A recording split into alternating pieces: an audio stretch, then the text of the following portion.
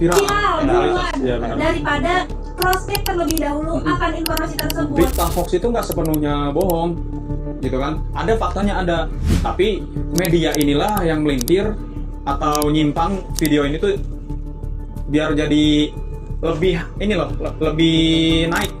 Hoax itu berita yang diadakan ataupun berita yang udah ada tapi dipangkas atau di-cut atau dilebih-lebihkan sehingga narasi yang sampai kepada penerima itu jadi beda gitu, bukan narasi aslinya ya. Halo semuanya, selamat datang di Moodcast, tempat kita ngobrol hal-hal yang lagi hangat, bikin mikir tapi tetap dibawa santai. Bareng aku Nurmelisa Putri yang akan menemani kalian di beberapa menit ke depan. Oke, di studio Moodcast kali ini telah kedatangan dua cowok yang lagi sibuk sama dunianya masing-masing. Di sebelah kanan saya ada Adam Rizkullah. Halo Adam, gimana nih kabarnya? Halo Ica, alhamdulillah kabar aku baik kok. Halo juga buat semua teman-teman Moodcast yang lagi nonton Moodcast kita hari ini. Halo semuanya. Dan di sebelah kiri aku ada Muhammad Ali Al-Maturidi. Halo Li, gimana nih kabarnya? Alhamdulillah baik-baik. Halo juga semua sobat Moodcast. Nah, Ica gimana kabarnya nih? Baik tak? Ica sih kadang baik kadang enggak. Kenapa Soalnya sekarang tuh lagi dayuan. Oh, wah. Iya, Jujur sih, makanya. kemarin pas banget baru muncul reels tentang gimana sih rasanya menstruasi itu kayak langsung wah respect aja dah, gue gak mau ganggu atau Asli, ngetawain atau sakit gimana sih. banget kalau boleh diceritain gak bakalan beres sekarang. Oh, Pokoknya pengen nangis. Tapi semoga kita selalu diberikan Amin, kesehatan, amin, kelancaran amin, dalam segala amin. urusan kita. Oke, kalau tahu kesibukan kalian belakangan ini apa sih? Kuliah kan? Kalian tuh sibuk ngerjain tugas atau cuma sibuk scroll TikTok sambil rebahan? Kalau nyekrol memang jadi kebiasaan ya, jadi habit gitu kan. Emang tiap hari ini kita nyekrol gitu. Tapi ya jujur emang sebenarnya ada sih project-project kuliah, tugas-tugas akhir ini emang banyak banget sih. Gitu kan. Tapi untungnya beberapa udah selesai kayak dari reporter atau lain-lainnya gitulah gitu. Itu sih aku kesibukannya. Kalau Ali gimana nih kesibukannya?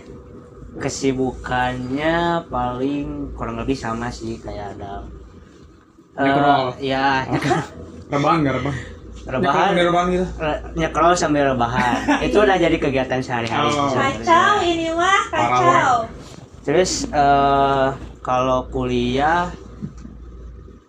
kan akhir-akhir ini kita mau UAS nih. Iya. Jadi Bener. banyak tugas-tugas lah yang nyicil-nyicil buat dikerjain. Itu aja sih kesibukannya. Terus kalau akhir ini kalau scroll pasti setiap sebelum tidur scroll, setiap habis kuliah scroll, bangun tidur scroll. Tapi lu pernah nggak misalkan lu mau apa namanya mau ngerjain tugas gitu, mau ngelakuin sesuatu lah yang justru itu harusnya diduluin gitu, cuma gara-gara ke distract dah sama scroll deh. Sering. Soalnya gue juga pernah. Itulah penyakit Gen Z zaman sekarang, terutama aku juga ya teman-teman semua. Semuanya pasti. Kalau lagi ngerjain tugas, tiba-tiba ada notif di WhatsApp atau di Instagram, udah ke distract di situ. Asli. Kita udah lupa sama tugas sampai kita scroll sampai mampus. Gue juga kalau misalkan mau mandi ini udah siap andukan lah gitu kan, bawa anduk dan lain-lain lah.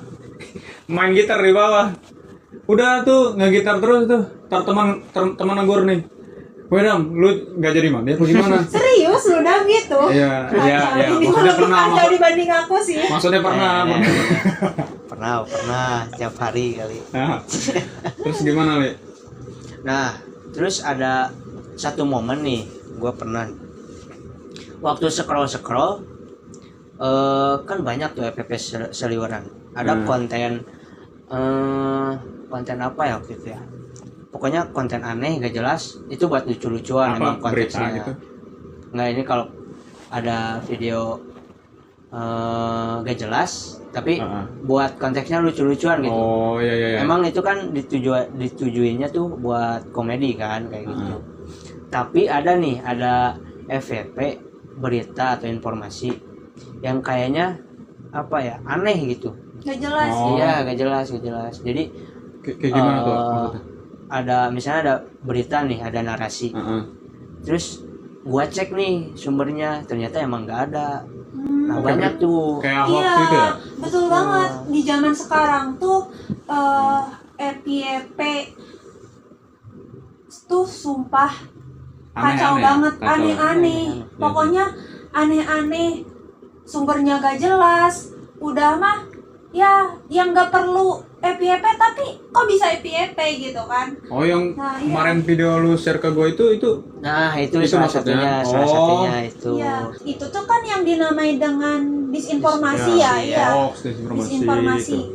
Kalau kita tarik kesimpulan di disinformasi ya, kayak kita buka sosial media di zaman sekarang,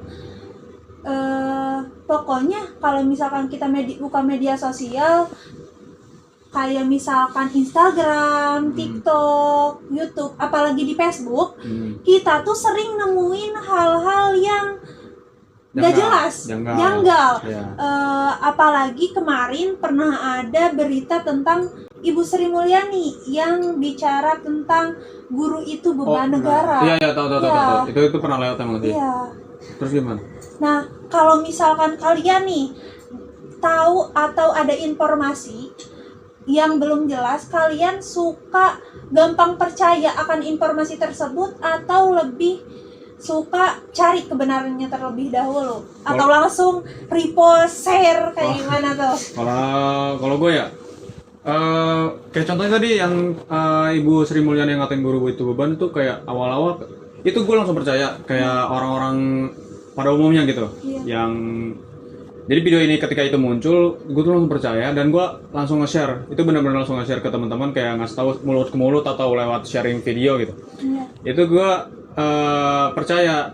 Tapi ya setelah beberapa hari atau seminggu kemudian itu, nah video konten kreator yang ngejelasin tentang viralnya kasus Ibu Sri Mulyani itu ternyata bohongan Iya. gitu. Ternyata kayak dibuat dari AI gitu. Nah, gue dapet infonya dari Gerald Vincent. Ada yang konten kreator ini ngejelasin kalau Ibu Sri Mulyani ini nggak ngomong begitu.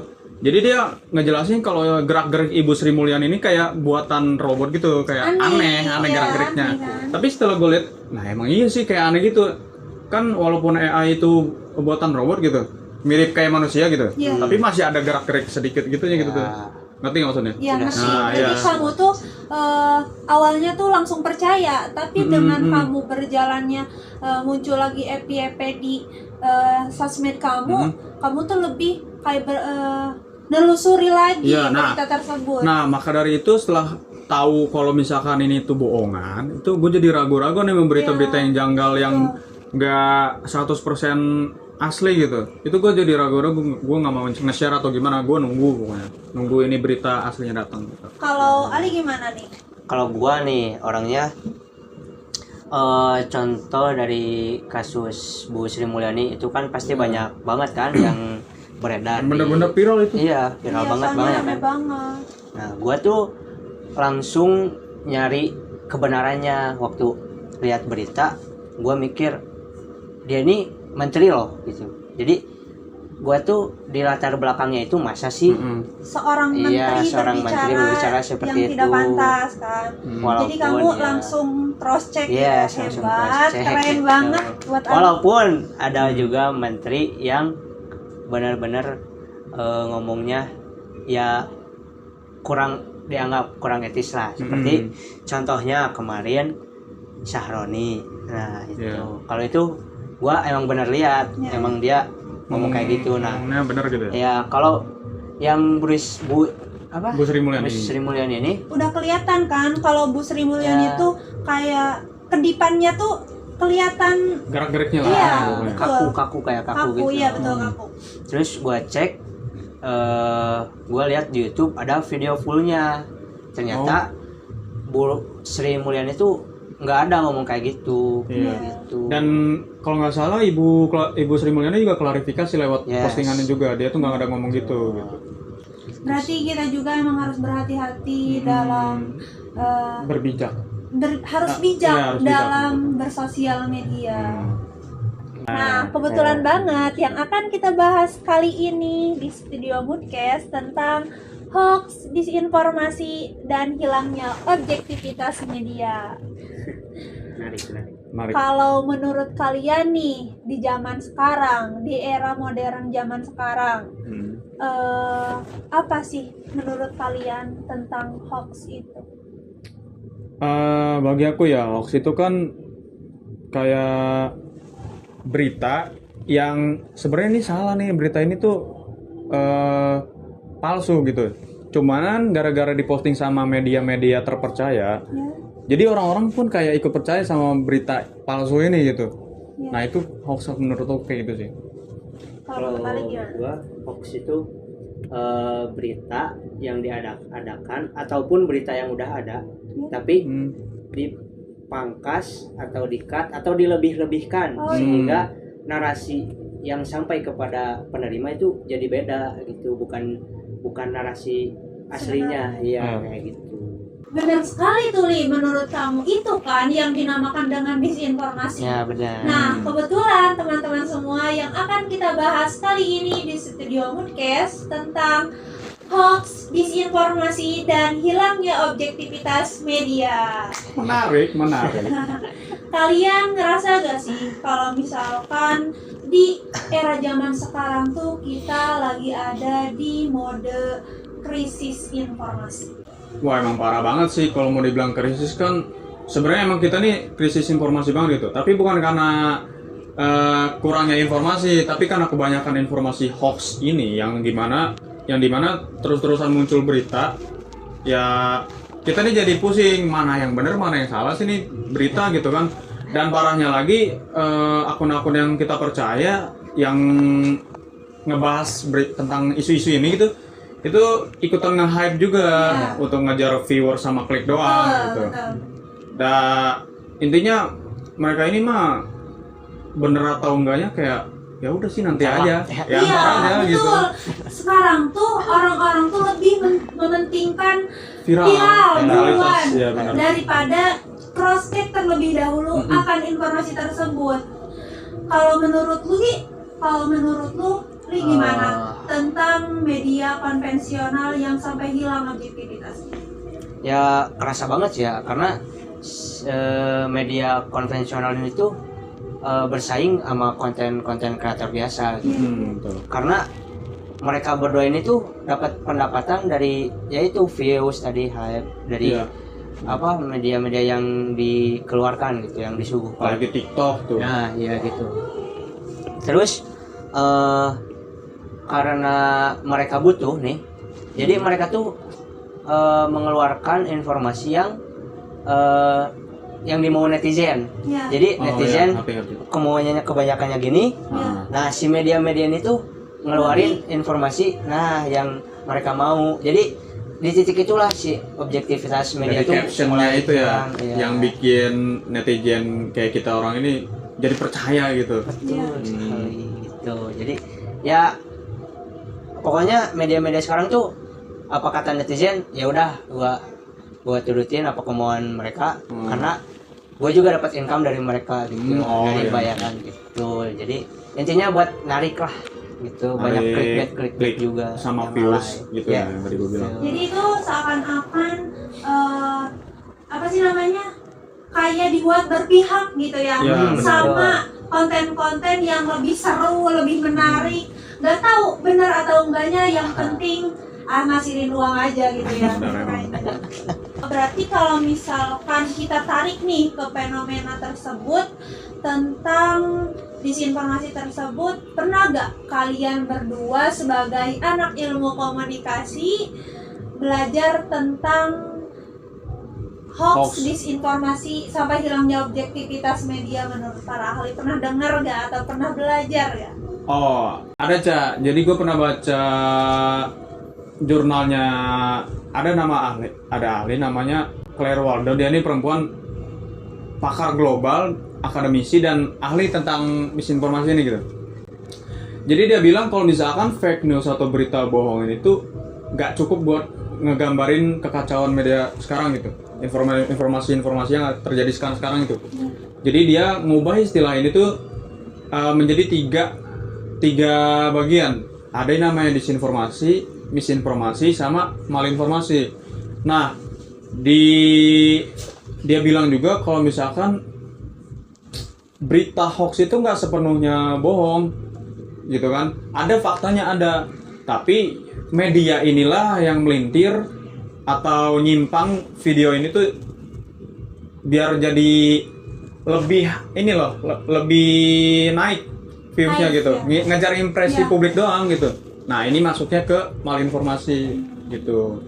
Menarik banget ya tadi dari poin siapa tadi dong? Claire Wardle tentang misinformasi. Itu kan kalau yang lu baca ya, gue juga kalau lihat dampak ke masyarakatnya ya, ada ahli tuh namanya Yochai Benkler. Dia itu dari turunan Amerika Israel. Dia itu lulusan Harvard tuh, Harvard.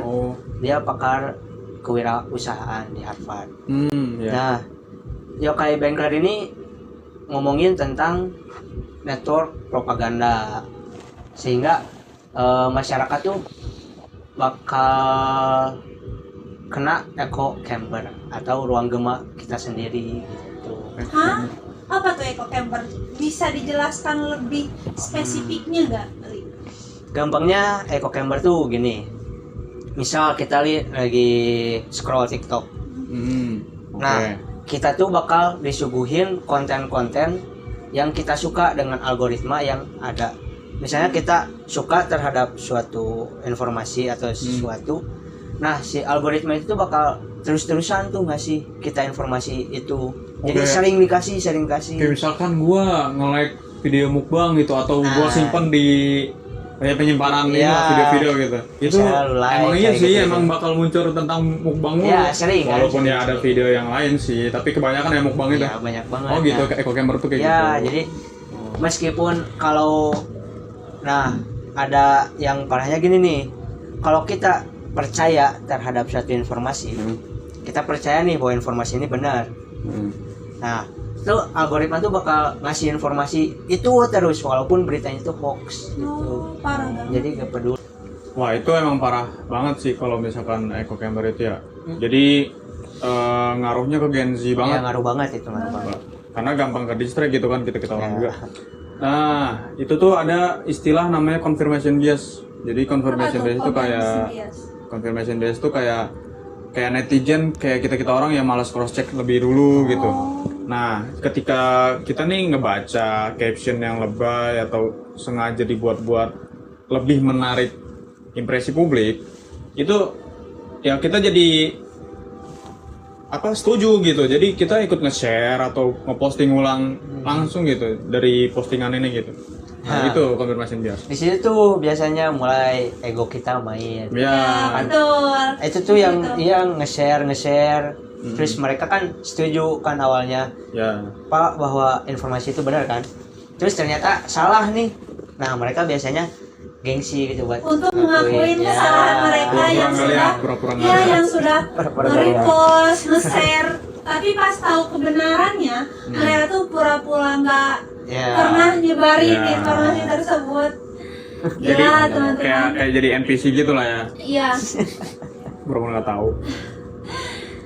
Tapi kita gak kerasa loh udah ngobrolin hal-hal yang hebat untuk di era zaman sekarang tentang hoax. Tapi ada gak dari kalian berdua tips agar menjadi halayak yang pinter dalam mengkonsumsi informasi? Kalau dari aku intinya kita semua jangan malas baca, jangan minim literasi. Dengar guys, jangan malas baca, jangan minim literasi. Dari caption aja dah, dari caption kan biasanya ada penjelasannya gitu dari suatu video atau berita gitu. Itu kalian harus baca sampai selesai. Kan bisa jadi ini captionnya ada yang menyimpang nih, nggak sesuai sama yang kita tonton videonya gitu kan. Itu kan bisa jadi. Nah itu kalian harus cross check dulu tuh di Google atau di TikTok juga boleh, atau di media sosial kalian masing-masing Betul banget. dengan kata kunci yang sama. Kalau misalkan ini videonya atau captionnya nggak jelas atau kurang, itu kalian jangan share atau posting ulang dulu gitu kan. Jadi ketika muncul video yang aslinya atau dari konten kreator yang lain tadi aku bilang sebelumnya ngebahas tentang isu ini itu ternyata hoax atau ternyata ini benar, itu kan bisa jadi tolak ukur kalian gitu ketika video ini tuh ternyata hoax atau benar gitu. Nah kalau Ali gimana Le? Ya tambahan dari gue sih ya, kalau kalian nih dapat berita atau informasi itu tuh cek dulu tuh tahun terbitnya, karena Ya, banyak kan betul banget kali.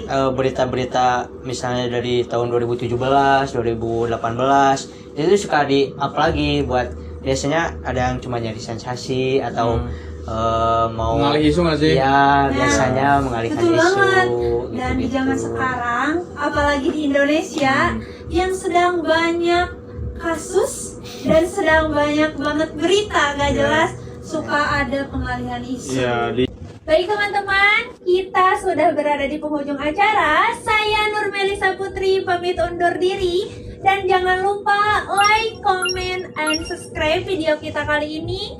Sampai bertemu di episode selanjutnya dengan tema yang gak kalah seru. Stay smart, stay positive. Bye-bye.